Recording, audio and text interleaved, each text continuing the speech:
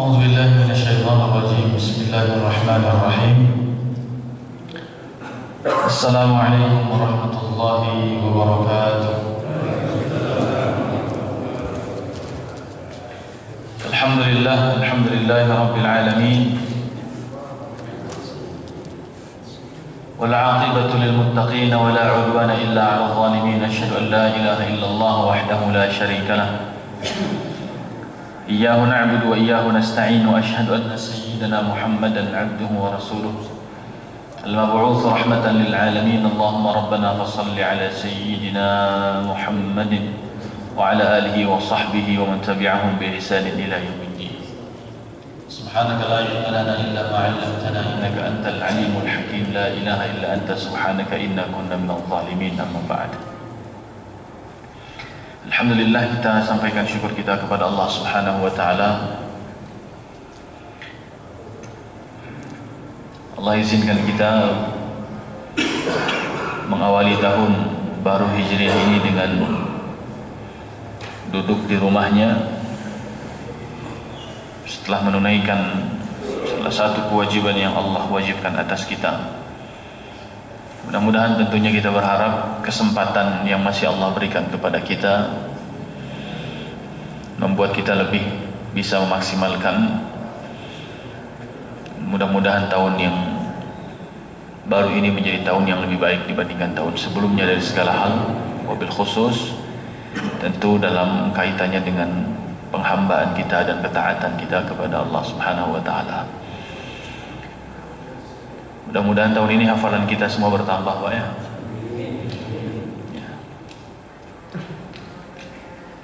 Bertambah sehingga bacaan sholatnya punya variasi surat, kan gitu Pak ya. Mudah-mudahan juga rezeki kita tahun ini bertambah semuanya ya, tambah jumlah, tambah berkah, tambah berkualitas, tambah bermanfaat. Ilmu juga insyaallah bertambah, kesalehan bertambah, ketaatan bertambah. Dan mudah-mudahan berat badannya berkurang, kan gitu ya. Semua bertambah, tapi berat badan mudah-mudahan berkurang, termasuk saya ini. Semoga berat badannya turun juga ya, tambah sehat semua insyaallah.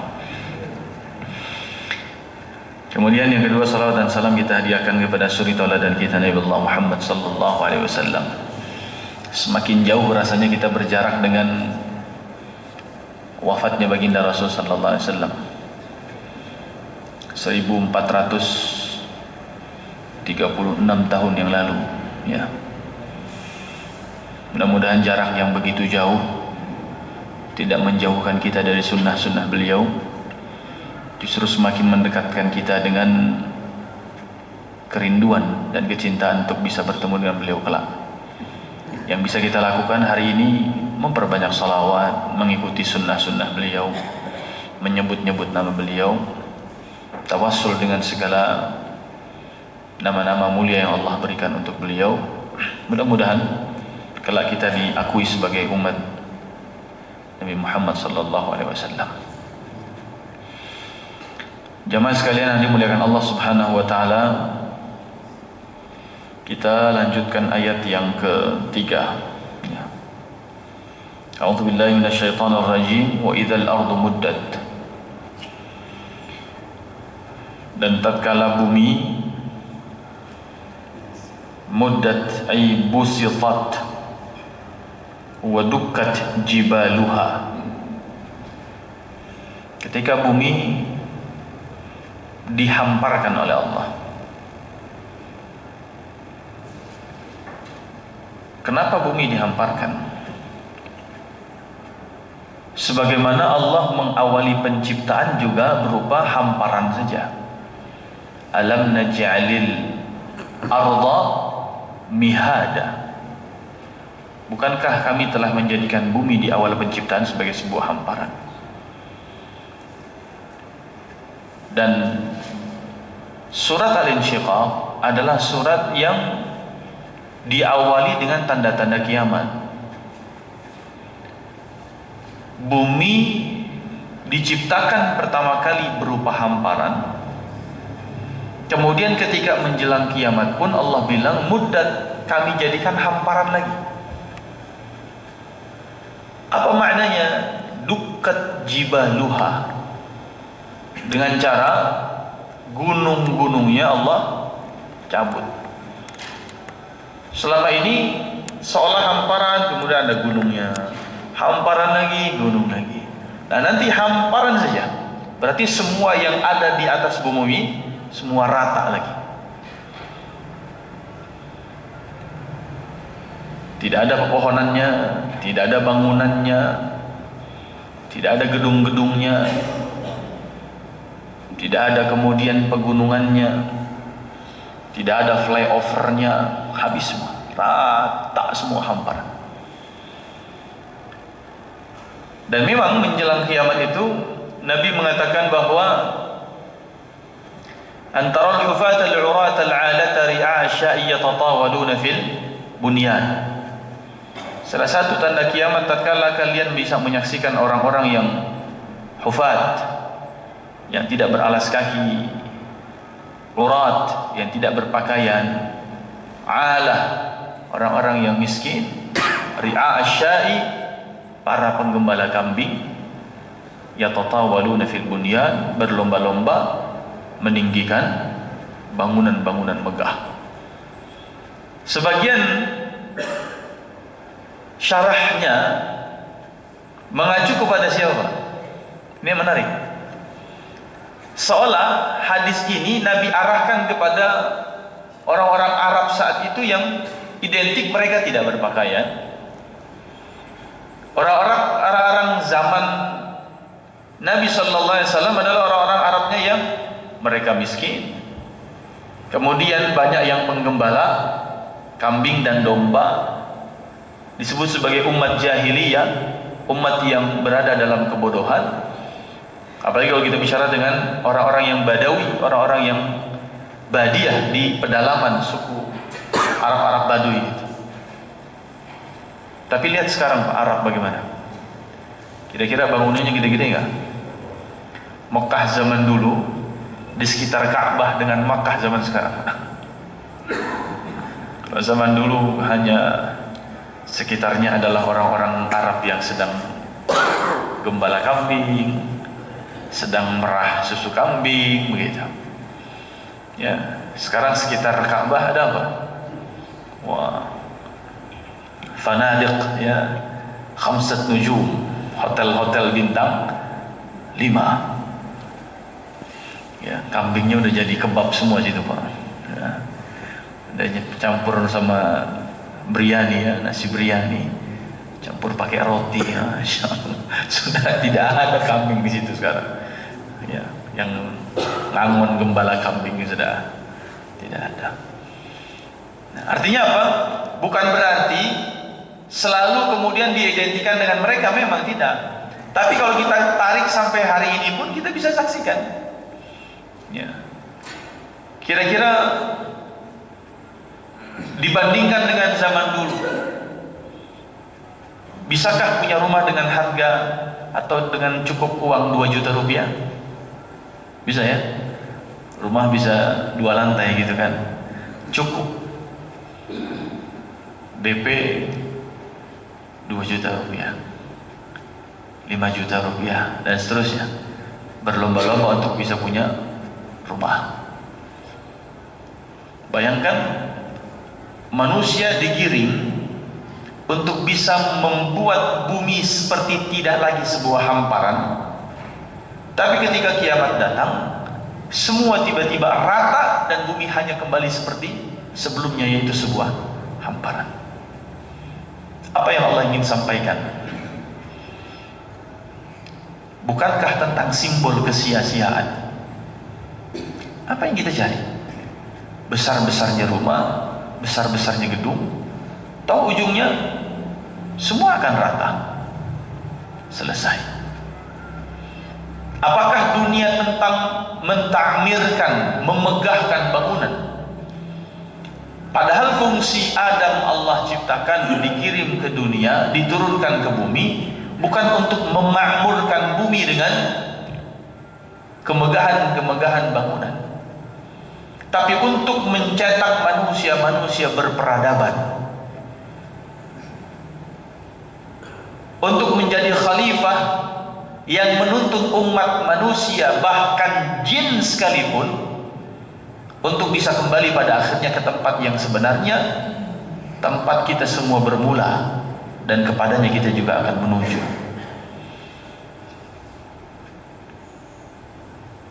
Apakah Nabi Muhammad SAW kemudian membuat satu bangunan-bangunan yang epik, yang punya nilai sejarah tinggi, yang besar-besar, yang tinggi-tinggi, yang megah-megah? Atau Nabi mencetak para rijal, para tokoh-tokoh besar, orang-orang yang berkualitas? Sebutlah Abu Bakar, manusia berkualitas yang bahkan rumahnya pun, kalau dia ingin memiliki rumah yang besar, dia sungguh sanggup untuk memilikinya saat itu. Tapi kelapangan hatinya, dengan kualitas yang dididik oleh Nabi SAW, beliau bisa membebaskan budak sampai 70 orang budak, yang satu nilai seorang budaknya pun harganya bukan harga yang murah. Dialah Umar bin Khattab, yang juga dia bisa saja kalau ingin mendapatkan kekayaan dan rumah yang mewah dengan tampuk kekuasaannya,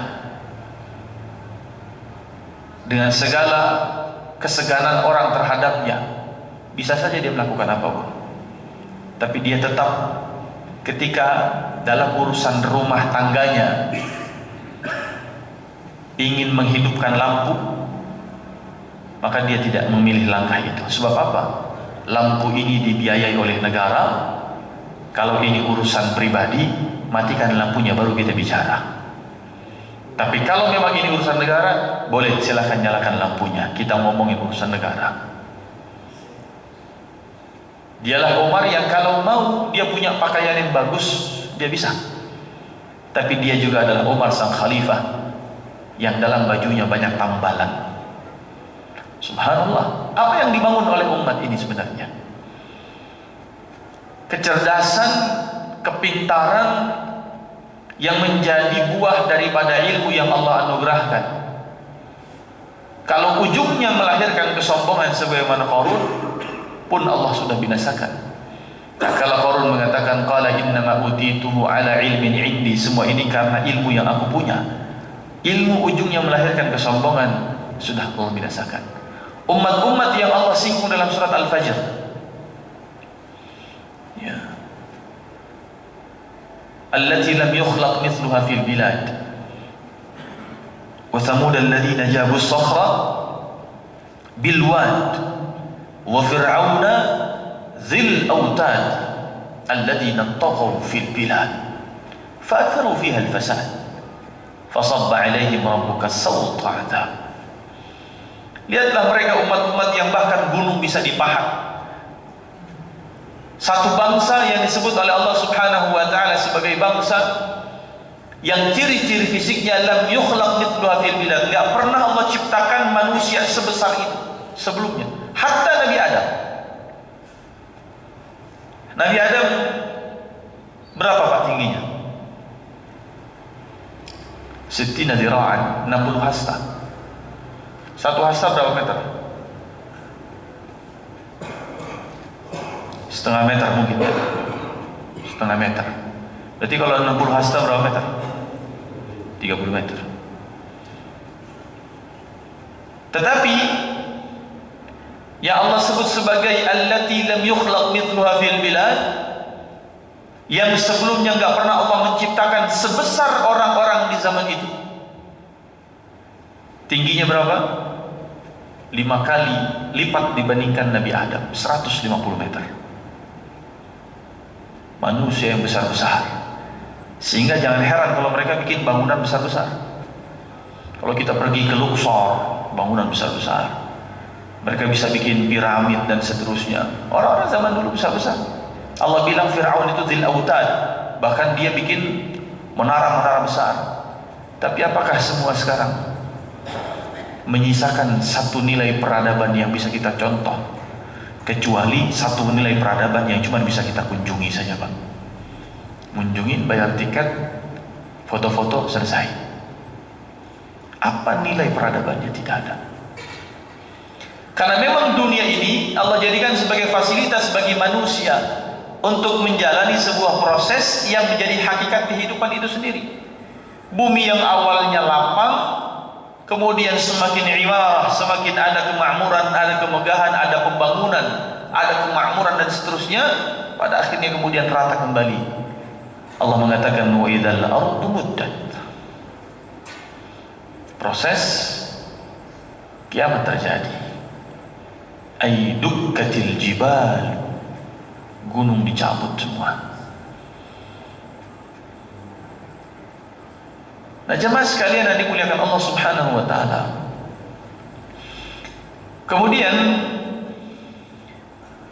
qala Nabi sallallahu alaihi wasallam tumaddu maddal adim li'anna al-adima idza mudda zala kullun sina'in fihi wamtadda wastawa. Betul-betul dibentangkan dengan bentangan yang tidak ada satupun yang menghalangi, sehingga mata ini bisa menjangkau jarak pandang yang amat sangat jauh, karena tidak ada penghalang. Yang membuat mata kita terhalang jarak pandangnya karena ada penghalang. Saya tidak bisa melihat ada orang di balik tembok ini. Kenapa? Ada penghalang tembok. Tapi ketika tembok ini tidak ada, maka kita bisa melihat siapa yang ada di balik tembok. Sehingga dikatakan oleh Al-Imam Al-Qurtubi bahwa idza mudda zala kullun sina. Ketika semua sudah habis, semua sudah zala, sudah hilang, seketika hilang begitu. Dan gambaran itu sudah pernah kita saksikan lewat pemberitaan musibah-musibah yang menimpa saudara-saudara kita di beberapa belahan bumi Allah Subhanahu wa taala, baik di Indonesia ataupun di luar negeri. Katakanlah dengan gempa tersapu, tiba-tiba semua rumah habis rata. Katakanlah dengan tsunami, tiba-tiba semua di bawah ombak habis. Ombak narik lagi ke laut, semua bangunan tidak tersisa, pohon-pohon tumbang, rata semuanya. Kejadian sebagaimana di Palu, di Lombok, di Jogja, di Aceh dan lain sebagainya. Seketika kita bisa melihat dengan jarak yang jauh. Hanya satu sebabnya apa? Wa idzal ardu muddat. Ketika bumi sudah Allah hamparkan dan semua yang ada di atasnya Allah ratakan seketika. Jamaah sekalian yang dimuliakan Allah Subhanahu wa taala, qala Ibnu Abbas wa Ibnu Mas'ud wa yuzadu wasi'atuha kadza wa kadza liwuqufil khalaiq 'alayha lil hisab hatta la yakun li ahadin min al-bashar illa mawdi'u qadamihi لكثرة الخلائق فيها وقد مضى في سورة إبراهيم أن الأرض تبدل بأرض أخرى وهي الساهرة في قول ابن عباس على ما تقدم عنه. Kenapa bumi Allah lapangkan, Pak? Tidak ada sama sekali bangunan di atasnya. Satu tadi penjelasannya adalah proses menjelang kiamat. Tafsir kedua kata Ibnu Abbas dan Ibnu Mas'ud bahwa Allah kembali menghamparkan bumi sebagai sebuah hamparan ketika nanti Allah mengganti bumi dengan bumi yang baru. Setelah semua Allah hancurkan, Allah jadikan kembali bumi dengan bentuk dan bumi yang baru yang tidak ada satupun di atasnya kecuali hanya sebuah hamparan. Apa sebabnya? Hanya satu tujuannya, karena setelah itu akan dibangkitkan semua umat manusia dari manusia pertama sampai manusia terakhir. Yang disebutkan apa? Bahkan tidak ada satu jengkal pun dari bumi yang tersisa. Setiap orang hanya kebagian tempat berpijaknya saja, Pak.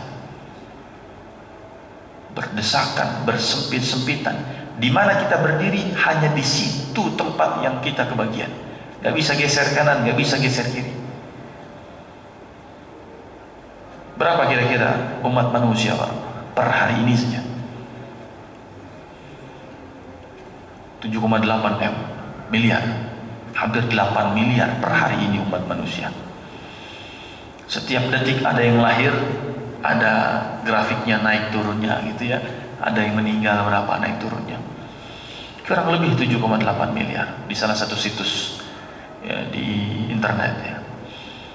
Itu yang hidup hari ini. Pertanyaan berikutnya, yang sudah meninggal berapa?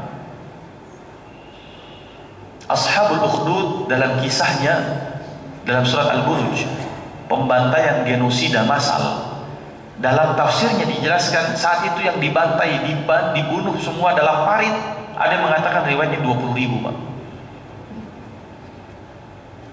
Ada mengatakan sampai 70.000. Hari ini yang meninggal di Gaza saja itu sudah hampir 40.000. 15.000 diantaranya adalah anak-anak. Kita belum bicara yang sebelumnya terus. Perang salib 7 episode. Bagaimana ketika perang Yarmuk? Bagaimana ketika perang Mu'tah? Pasukan kaum muslimin bahkan melawan sampai 200.000 pasukan musuh. Jumlahnya besar. Kemana mereka sekarang? Mati semua. Kalau kita tambahkan 7,8 M dengan setiap generasinya yang sudah mati sekian, yang sudah mati sekian. Ketika Covid kemarin berapa yang meninggal dunia seluruh dunia ini? Tembus angka jutaan kan? Tembus angka jutaan. Seluruh negara sudah sekian juta yang mati. Artinya apa? Semua dibangkitkan di satu tempat yang sama, hatta la yakun, tidak ada sampai yang mendapatkan tempat berdiri kecuali hanya pijakan kakinya saja. Padahal bumi sudah dilapangkan. Pertanyaannya, bagaimana kalau seandainya bumi tidak diratakan sama Allah? Bisa kebagian tempat Pak? Tidak.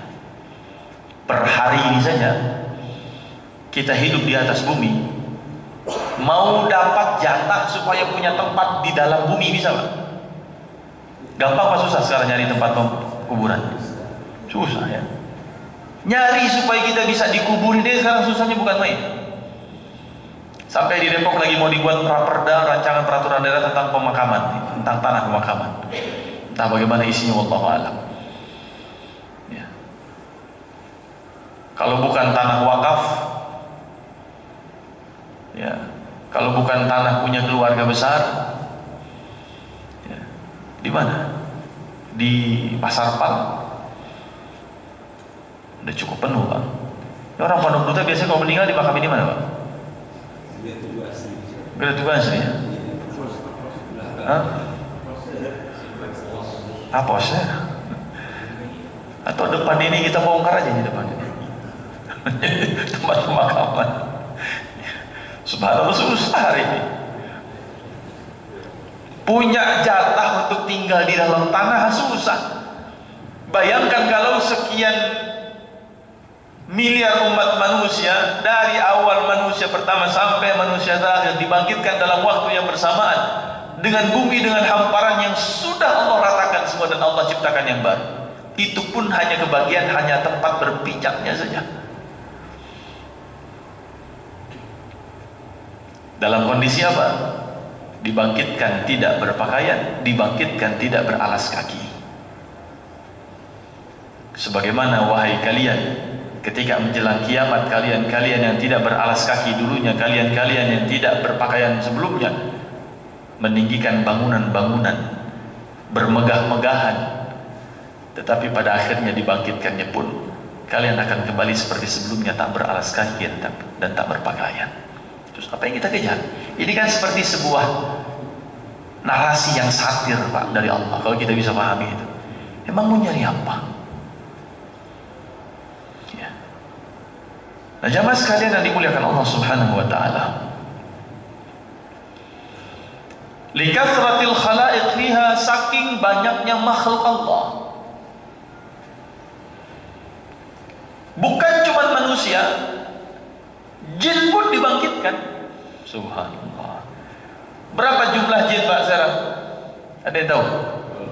Wallahu a'lam. Dan jin kalau beranak banyak dan usianya panjang-panjang. Hari ini kita nggak bisa melihat mereka, nanti kita bisa melihat mereka. Min haitsu la tarawnahum.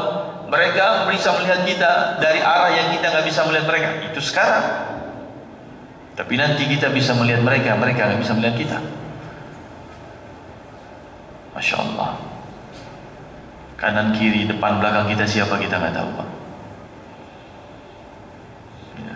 Sibuk dengan urusan masing-masing. Likulli imri'in minhum yawma idzin sya'nun yughni. Setiap orang hari itu punya kesibukan masing-masing. Boro-boro lihat kanan kiri depan belakang. Siti Aisyah mengatakan, ya Rasulullah, nanti kalau aku dibangkitkan, katanya nggak pakai pakaian, tidak beralas kaki, bagaimana aku? Malulah. Nabi menyampaikan urusan hari itu lebih dahsyat dibandingkan hanya melihat kanan kiri depan belakang. Artinya apa? Nengok kanan kiri depan belakang aja nggak sempet, Pak.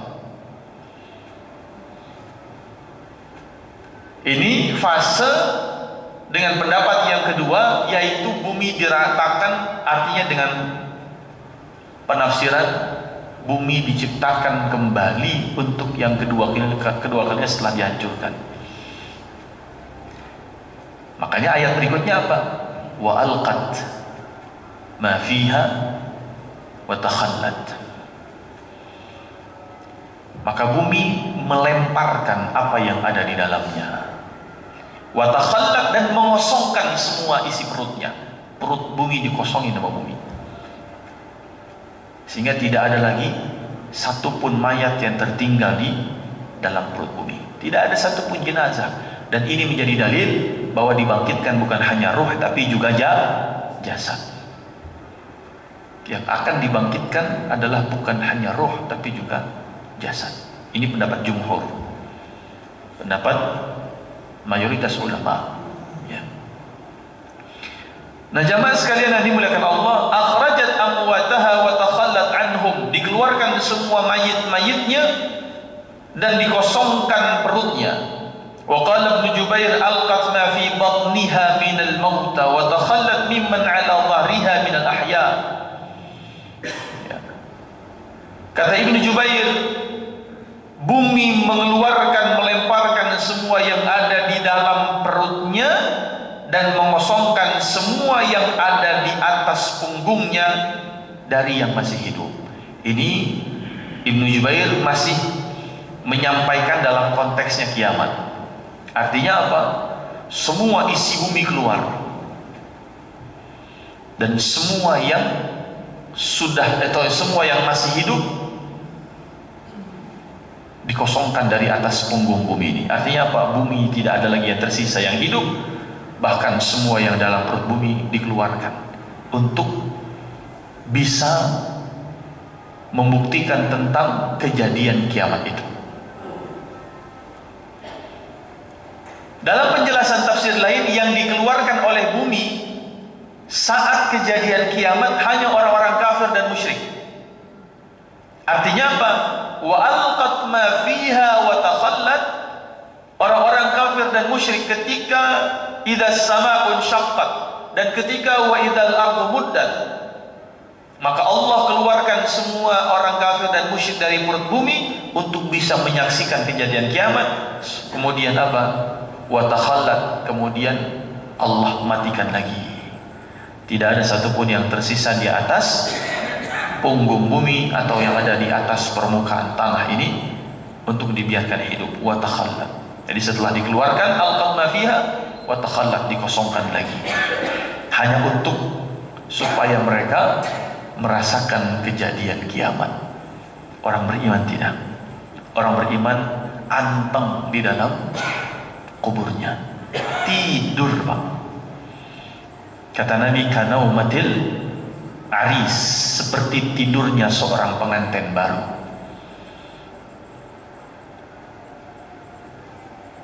Makanya ketika nanti sudah kebangkitan, orang-orang beriman akan bertanya, man ba'athana min marqadina. Siapa yang bangunin saya dari marqad, dari kata ruqud. Kalau teman-teman kita yang Arab condet bilangnya regut. Apa artinya regut? Tidur. Tidur sebentar tuh regut. Ya, dari kata ruqud. Marqad berarti tempat tidurnya. Siapa yang bangunin kami dari tempat tidur kami? Karena orang beriman sebelum dibangkitkan di dalam kuburnya tidur saja, anteng gitu. Sementara yang kafir musyrik dibangkitkan untuk bisa menyaksikan dahsyatnya hari kiamat itu. Na'udzubillah min dzalik ya. Kira-kira mending tidur apa bangun lagi, Pak? Tidur ya. Tapi nanti tidurnya jangan sekarang ya. Walqad ma fiha wa takhalla. Kemudian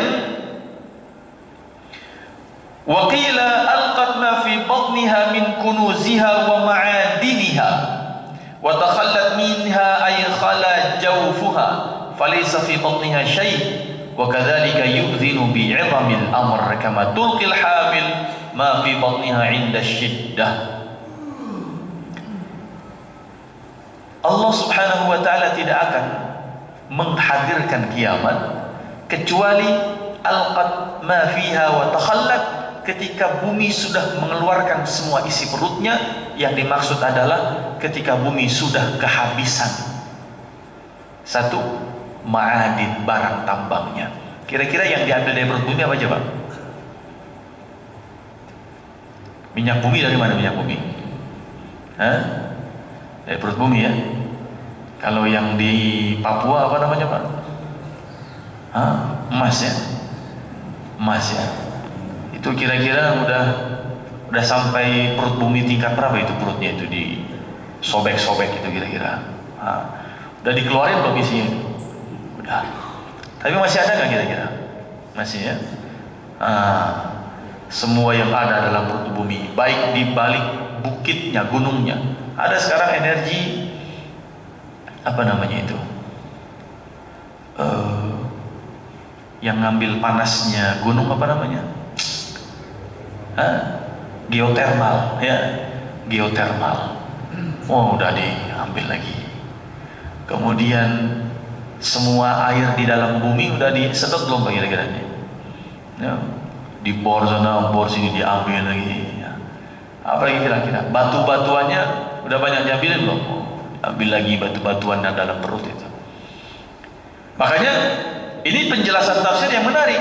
Artinya apa? Kalau semua isi perut bumi sudah alqad, sudah dikeluarkan oleh bumi, sehingga bumi kosong. Bukan tentang orang yang sudah mati atau mayitnya atau jenazahnya, tapi ma'adin, barang tambangnya. Barulah ketika itu terjadi kiamat. Wa idzal ardu muddat, bumi kemudian rata semuanya. Ini awal-awal kejadian kiamat besar ya. Begitu juga kunuziha, harta-harta karunnya, kunuznya ya, kalau kita nyebutnya harta karun ya. Sebab Qarun dulu punya harta banyak, Allah khasaf, Allah balikan bumi itu, dan Allah benamkan Qarun beserta dengan rumah dan hartanya. Fakhasafna bihi wa bidarihil ard. Kami benamkan, kami tenggelamkan Qarun, kami balik dia dengan semua-muanya. Makanya harta yang terpendam disebut dengan hartanya Qarun ya. Padahal Qarun itu di Fayyum, Pak, di Mesir. Ketemu di Bogor dibilangnya harta karun juga. Kapan Qarun ke Bogor ya, saya mikir kan begitu ya. Sempat ya ada dulu siapa yang nemuin harta karun di Bogor katanya. Batu tulis. Kapan Qarun ke Bogor ya, kan gitu ceritanya ya.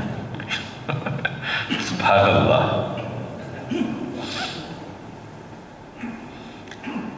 Ayo wa takhallat minha, sampai kemudian khala jawfuha, sampai isi perutnya benar-benar kosong, udah nggak ada lagi, habis gitu. Ya, airnya habis. Ya. Mau pakai mesin apapun air udah nggak kesedot lagi, habis airnya. Kekeringan di mana-mana. Kemudian ya, karena air dari dalam buminya sudah tidak ada lagi, yang nguap tidak ada lagi, akhirnya proses kondensasi di awan tidak ada lagi, hujan tidak turun lagi. Maka menjelang kiamat itu kan kekeringan panjang, Pak. Kemarau panjang. Subhanallah. Ya. Sampai semua isi perutnya kosong. Ini makna tafsir berikutnya. Kemudian kama tulqil hamil ma fi batniha, sebagaimana wanita yang sedang hamil mengeluarkan isi perutnya inda syiddah, dalam kondisi mules dia ngeluarin, Pak. Kira-kira kalau dalam kondisi mules itu perempuan ngeluarin isi perutnya, kapan dia leganya, Pak? Kapan dia merasa tuntas untuk menjalankan tugas Allah Subhanahu wa taala? Kalau bayinya sudah keluar. Walaupun sakit, walaupun payah, tapi ketika bayi sudah keluar, proses sudah selesai. Kira-kira perutnya perempuan masih gelembung atau udah kempes rata? Rata.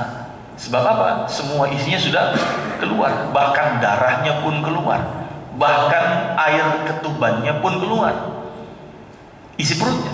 Bahkan bukan tidak jarang juga kotornya keluar, tali pusatnya keluar, janinnya pun keluar, semua yang ada dalam perutnya keluar itu, dalam rahimnya. Ketika itu maka kempes lagi rata perutnya, seolah-olah Allah ingin mengatakan apa? Kalaulah kita selalu menyusahkan bumi ketika berada di atasnya, maka paling tidak berharaplah kepada Allah, jangan sampai masuk ke perut bumi juga nyusahin buminya, Pak. Sebab bumi ngadu sama Allah, ya Rabb, ini sesak. Orang-orang yang dulu berdurhaka kepadamu di atas punggungku, sekarang dia ada dalam perutku. Kapan aku bisa mengeluarkan mereka ini? Idza zulzilatil ardu zilzalaha wa akhrajatil ardu athqalaha. Tenang, nanti engkau akan mengeluarkan semua beban-bebanmu yang ada dalam perutmu itu. Kapan? Idza zulzilat. Nanti ada masanya kalau sudah banyak terjadi goncangan-goncangan, gempa bumi di mana-mana. Jadi bumi itu ngeluh sama Allah. Sudah di atas perutnya, di atas pundaknya, di atas punggungnya bikin dosa, di dalam perutnya disiksa malaikat. Gimana bumi nggak gelisah? Ya. Wala'iyatubillah. Ya. Kemudian jemaah sekalian yang dimuliakan Allah Subhanahu wa taala,